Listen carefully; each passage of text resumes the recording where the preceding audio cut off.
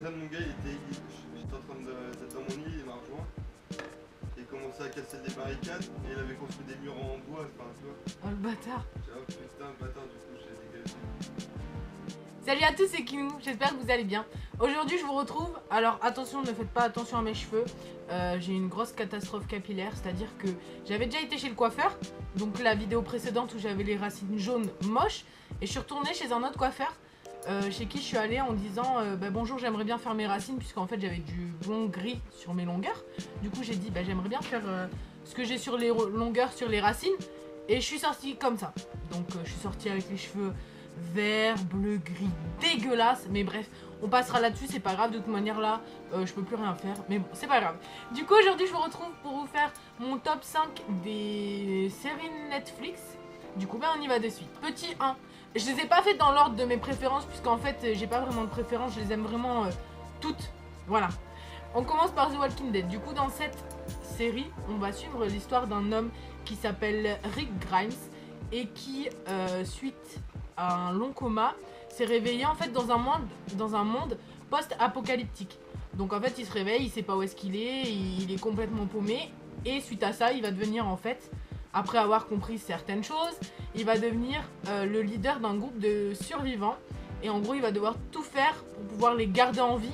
Et il va y avoir en fait plein de rebondissements dans cette série. Du coup, des fois, on va être un petit peu perdu puisqu'il y a beaucoup d'informations à traiter. Mais voilà, j'en dis pas plus. De toute manière, il n'y aura pas de spoiler dans cette vidéo.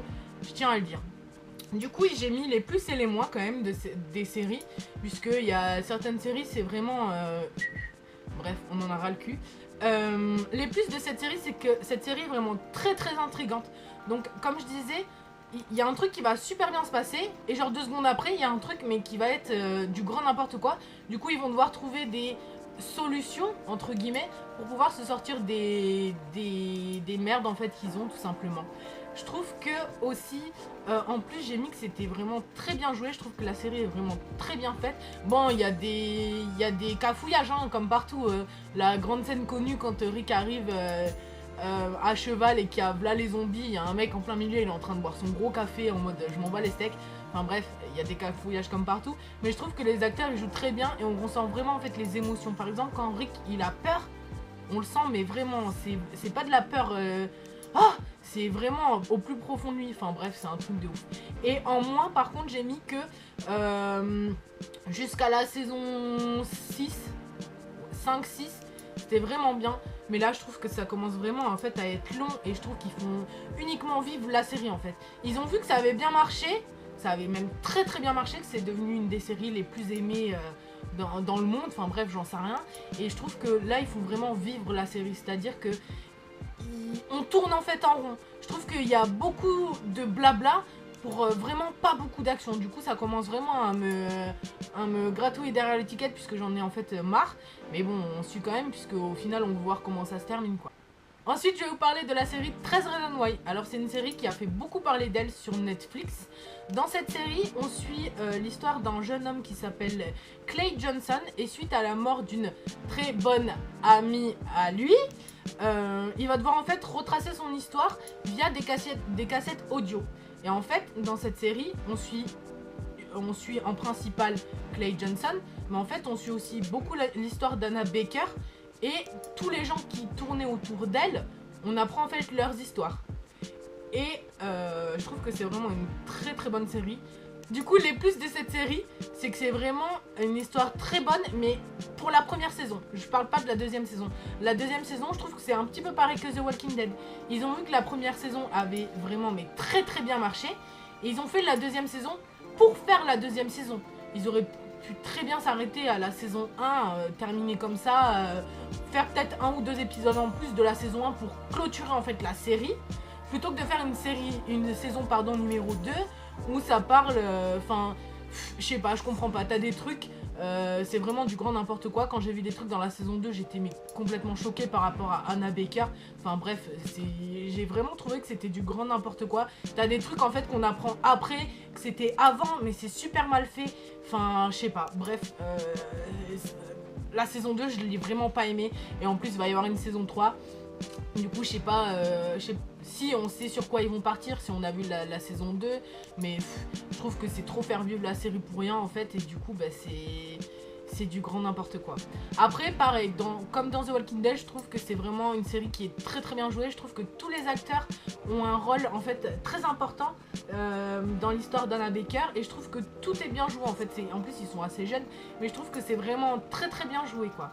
Après, je trouve qu'il y a bien, ce qui est bien aussi dans cette série, c'est que ça traite différents sujets qui peuvent toucher facilement les jeunes en fait. C'est-à-dire l'homosexualité, l'homophobie, le harcèlement, le suicide, enfin ça traite plein de choses. Même, mince comment il s'appelle, Alex là, celui qui a les cheveux blonds, enfin son père on voit que c'est un petit peu un tyran, il lui sert un petit peu les étiquettes. On peut voir aussi dans ça, pas le harcèlement parental, mais quand les parents sont très très stricts, et qu'on a un cadre de vie très carré, enfin ça peut arriver aussi à certains jeunes. Bon c'est votre vie, mais bon, enfin bref, voilà quoi. Et du coup, bah, comme je disais, pour les mois, cette série vraiment pour moi c'est la saison 2, elle est vraiment nulle. Bref. Je passe ensuite à une série qui m'a vraiment marqué et énormément touchée, c'est The AO. Dans cette série, on nous conte l'histoire de Prairie Johnson qui réapparaît dans la circulation après 7 ans d'absence. Personne ne sait comment, personne ne sait pourquoi. Et en fait, il y a des personnes qui vont s'intéresser à son histoire. Et Prairie, elle va utiliser les personnes pour pouvoir retrouver en fait son âme sœur. Donc je trouve que c'est vraiment une série super bien pensée, elle est vraiment super émouvante. Il y a des musiques dedans, elles sont vraiment mais juste dingue. Il y en a une là qui s'appelle Downtown, je la kiffe de ouf. Enfin bref, du coup les plus de cette série, je trouve que c'est vraiment une série très marquante et très prenante. Bon, c'est un petit peu abracadabrantesque hein, sur certaines choses, je vous dis pas.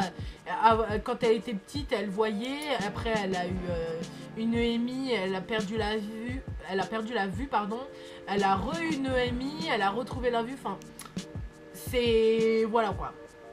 Et donc je trouve que cette série elle nous laisse un petit peu sur notre faim. Je pense qu'il va y avoir quand même une saison 2, enfin je l'espère puisque ça se finit vraiment très mal. Enfin très mal pour moi personnellement, j'ai chialé, bon bref toute ma vie moi je chiale donc j'ai chialé.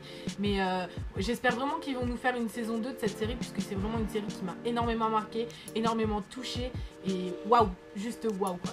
Ensuite on passe à la série Atypical. C'est une série qui est vraiment super. Dans cette série on suit la famille Gardner et plus particulièrement le fils aîné qui s'appelle Sam qui est atteint d'autisme. Et cette série va en fait elle nous conte un petit peu la vie de Sam et la vie de sa famille, donc de la mère, du père, de sa sœur, etc. Et en fait on suit en fait l'histoire d'une famille mais complètement normale entre guillemets puisque Sam vu qu'il est autiste il fait un petit peu des choses qui sortent un petit peu de l'ordinaire, mais par exemple leur fille donc la petite sœur de Sam qui s'appelle Casey, c'est une fille qui va dans une université, qui a une bourse de sport etc. On voit qu'elle fait de la course et tout, on suit un petit peu les histoires de la mère aussi. Enfin voilà, c'est plein de choses comme ça.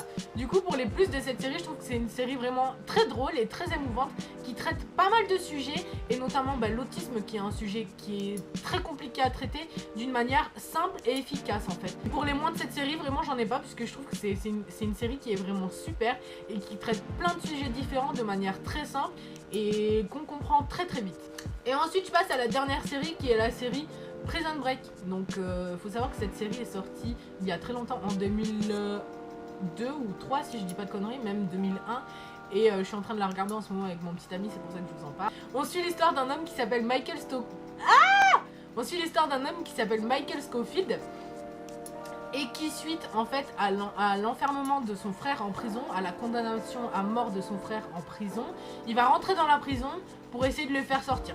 C'est une série qui est très psychologique et en fait moi je vois dans ce personnage une intelligence mais de ouf. Ce qui est bien, c'est que du coup ça nous fait vachement réfléchir. Bon des fois il y a des trucs, c'est pareil, hein, c'est abracadabra, c'est je te fais ci, je te fais là. Enfin bref, des fois c'est du grand n'importe quoi. Surtout là, on est à la saison 4 je crois, on est à la dernière saison, ça commence vraiment à être long en fait. Moi ma saison préférée pardon, c'est la saison 1. En fait c'est quand il rentre dans la prison et qu'il va tout faire pour faire sortir son frère du coup. Et en fait il y a plein de rebondissements, enfin t'as plein de trucs en fait qui te tiennent en haleine, t'es scotché à ton canapé, enfin bref c'est vraiment un truc de ouf. Du coup les plus de cette série comme je disais, je trouve que c'est une série qui est très bien pensée, très bien réalisée. Mais là c'est pareil, j'en parlais pareil à table la dernière fois avec mes parents. Je trouvais que la saison 1 était vraiment bonne. On attendait de voir à s'ils arrivent à s'échapper ou pas. Bon, je le dirai pas, mais bon, la plupart des gens ils doivent le savoir puisque voilà quoi. On attendait de voir s'ils arrivent à s'échapper ou pas. Et à la fin de la saison 1, au début c'est bien de la saison 2, mais après ça devient trop long. T'as des trucs, des fois tu comprends pas, t'as des gens ils arrivent comme ça. C'est wesh, moi c'est ci, moi c'est là, je veux te tuer, je veux plus te tuer, je suis ton ami, je suis plus ton ami, je vais en prison, je vais pas en prison. Enfin bref, c'est du grand n'importe quoi. Et ça, ce sera les moins de la série Prison Break pour moi. Du coup voilà, cette vidéo est maintenant terminée, j'espère qu'elle vous aura plu. N'hésitez pas à me le dire dans les commentaires, n'hésitez pas non plus à me dire votre série préférée sur Netflix ou même à la télé ou j'en sais rien. N'hésitez pas à me le dire dans les commentaires. N'hésitez pas non plus à vous abonner à ma chaîne YouTube. Et moi je vous dis à bientôt puisque je serai là bientôt, je vous fais des bisous.